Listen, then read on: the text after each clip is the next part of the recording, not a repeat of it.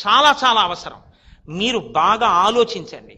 ఈ వయస్సులో మీకు కావలసింది ఒక్కటి, మీ తల్లిదండ్రులు మీ మీద పెట్టుకున్న ఆశలు నెరవేర్చండి. మీ ఉపాధ్యాయులు మీ అధ్యాపకులు మీ మీద పెట్టుకున్న నమ్మకాన్ని వమ్ము చేయకండి. మీ క్యారెక్టర్ని క్యారెక్టర్గా మలుచుకోండి. మీరు బాగా విశ్వసించండి. ఇతరులు చెప్పిన మాట బాగా వినండి. ప్రిజుడీస్తో తొందరపడిపోయి ఎవరో ఏదో చెప్పారని తిరగబడి మాట్లాడడం అలవాటు చేసుకోకండి. ఎమోషన్ లేకుండా ప్రశాంతంగా ఆలోచించండి. ఒకవేళ మీరు ఖండించదలుచుకుంటే చక్కగా ప్రశాంత చిత్తంతో ఖండించండి.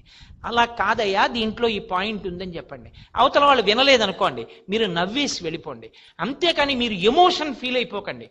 మీరు చెప్పిన విషయాన్ని అవతల వాళ్ళు అంగీకరించలేకపోతే వాళ్ళు అంగీకరిస్తారు, ఒకనాడు బాగా ఆలోచిస్తారు. ఎందుకంటే నేను నమ్మిన దాంట్లో, నేను మాట్లాడిన దాంట్లో దోషం లేదని ముందు మీ మీద మీరు నమ్మకం పెంచుకోండి.